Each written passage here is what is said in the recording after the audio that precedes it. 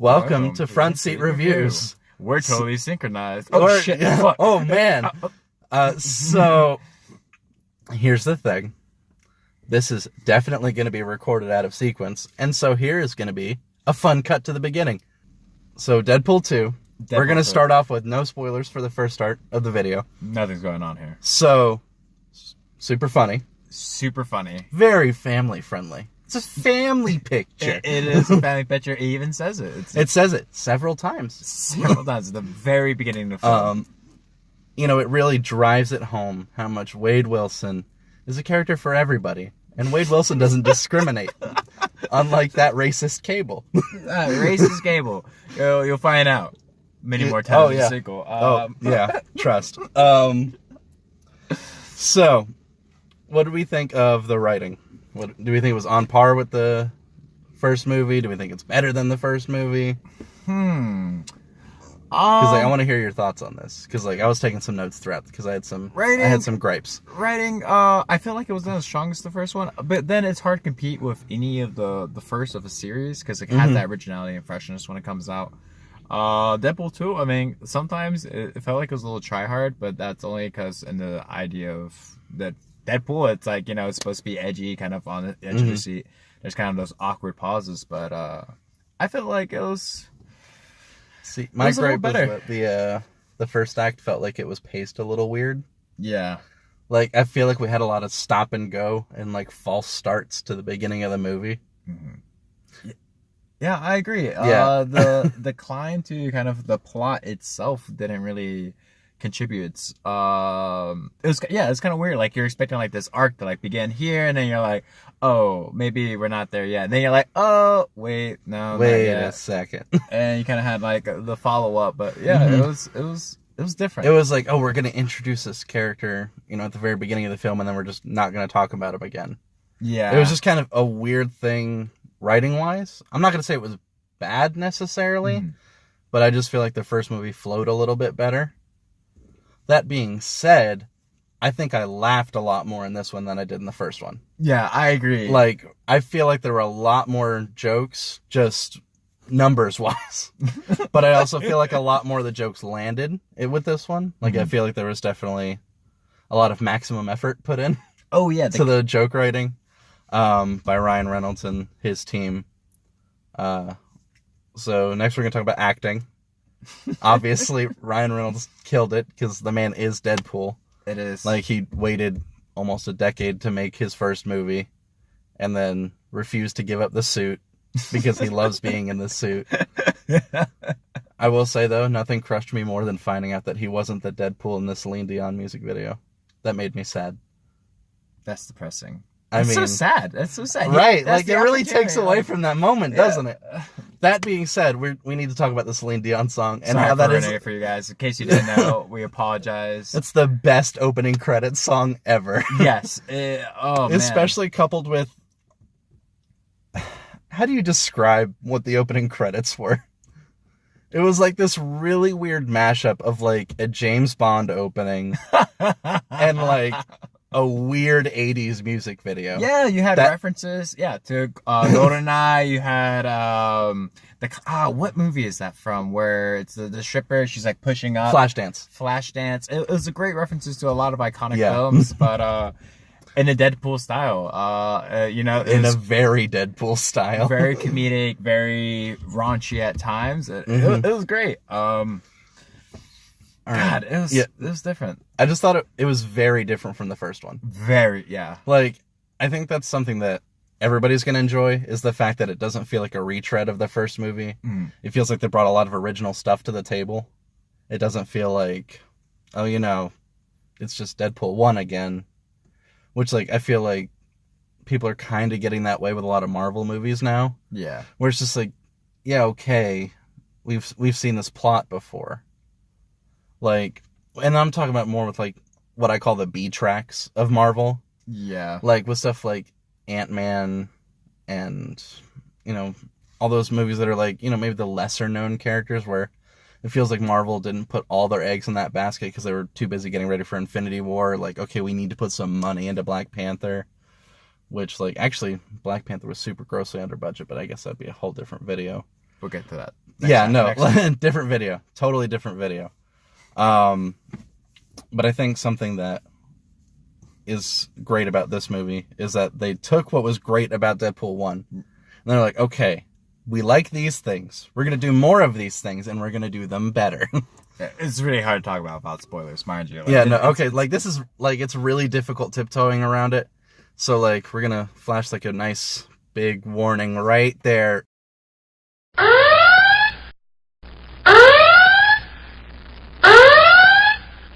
So, the thing about this movie is that it is so chock full of references. Just so much stuff. Massive. And here's your big spoiler. The X-Men are in this movie for 5 seconds. 5 seconds. They throw him a bone. He even complains about it in the film. And it's phenomenal. Such a good just cameo. Because Deadpool's ranting, just like in the first movie, it's like, oh, this dude can't even throw us a bone. Where's the fucking X-Men at? And then we just cut to Beast and the whole cast from the newer X-Men movies. You know, we got like James McAvoy as Professor X and his cherry's bald and everything. And Beast just closes the door. And that's it. That's it for the X-Men. Something I was surprised about just based on how much she was in the trailer, though. Negasonic Teenage Warhead is in like maybe 5 minutes of this movie. Tops 5 minutes. I was just like, all right. She's great. She's still funny. I think I really wish there was more of her, to be honest, because I dig the character and what they did with her in the first movie. I felt like that's an area I think they could have improved on. Yeah. It's not a flawless movie, obviously. It's a very funny movie, but...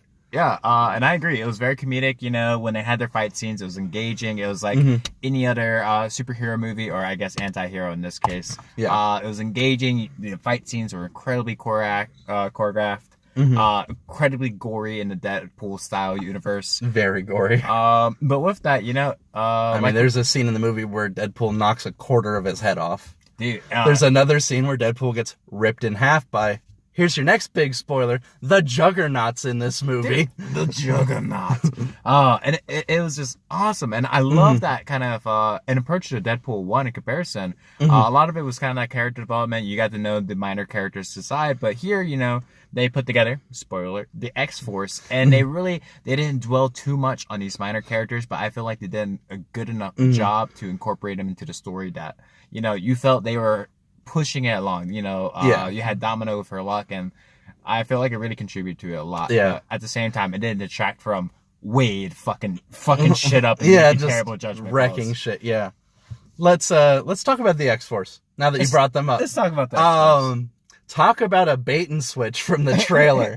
Like, oh man, we're assembling the X-Force. We got Terry Crews. We got Domino. Because like, it's Terry Crews. We're not gonna talk about his character name because like I've forgotten it already. It's Terry Crews. Terry Crews. That's all you need. Vanisher was great.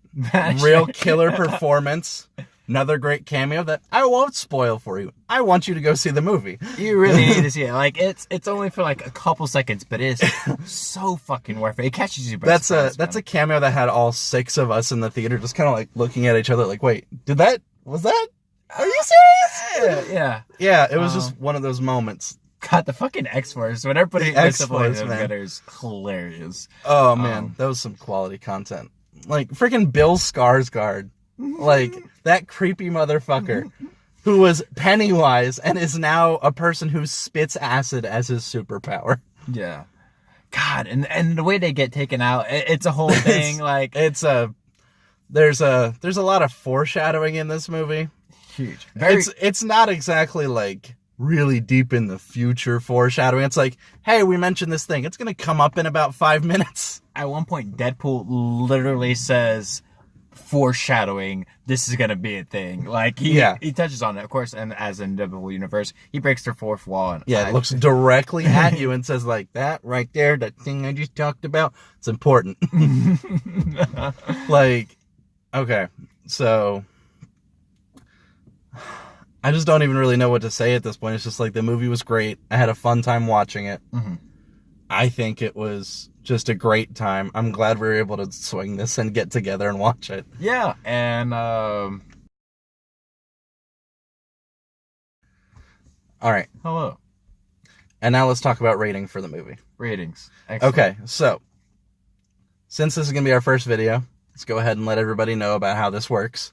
Excellent. Hello, everyone. Here at Front Seat Reviews, we're going to cut out the middlemen because we know that the only reason that people watch a movie review is to find out, should I spend my money and go get a ticket? Should I go to the movies? And the answer is yes. For Deadpool 2, you should 100% go to the movies. I agree. Pay for a general admission ticket. Buy your friend a general admission ticket. Tell them to buy their other friend a general admission ticket. And bring your family. Because it's a family picture. And yeah, just like that. You know, it's one of those films, being a really stoic film watcher, there's people in front of us who were like, hey, we're going to be movie talkers. I was like, cool, whatever. Like, it's a comedic movie. But it's in that fact is, you know, take it with a friend. Be able to laugh with each other. Look at each other and be like, oh, shit. Did you see that guy get torn apart? It's going to be great. This is definitely not a movie to watch alone. This is a movie to enjoy with a lot of people. I think having a theater full of people would definitely enhance the experience. And going with people. Like... yeah, like, we're joking. It's like, oh, it's a family picture. But, like, no, it's, like, an actual thing that, like, a big part of the movie and a lot of the tones that the tone and theme that they were trying to really push across is, like, interpersonal connections are super important. And, like, they had some of these, like, serious moments in the film where they were like, hey, let's, like, delve into some emotions here a little bit. And I just think that overall, your viewing experience would be greatly enhanced by catching this movie with a friend, with some family, like, the family that you choose, your friends. Exactly. Tying into the Deadpool theme, it's, you know, watch with company. It's definitely one of those movies that, as opposed to, you know, you could catch it later when it comes onto your telly or you download it for too much money. But honestly, I recommend it. Just go catch a afternoon on a Thursday or something. Yeah, you might have some teenagers around you, but you're watching Deadpool. It's raunchy, it's edgy. Yeah, it's fun. Hilarious. It's just a fun movie. Like, you're gonna have a good time regardless. So why not enjoy that with people? Go out to the movies, support your local movie theaters, buy some popcorn, buy some snacks. Because, listen, nobody, like... spoiler alert, I work at a movie theater. It's like, no one likes the fact that a popcorn's $8 or whatever, but they gotta keep the lights on somehow, man. Like, and why not keep it on with a good laugh and maybe sipping your drink? Especially if you go to a movie theater that serves alcohol, which, unfortunately, we didn't have any alcohol. Bonus points if you buy a general admission ticket to a theater with alcohol, because I think this movie would be amazing if you were slightly toasted. Something that started out,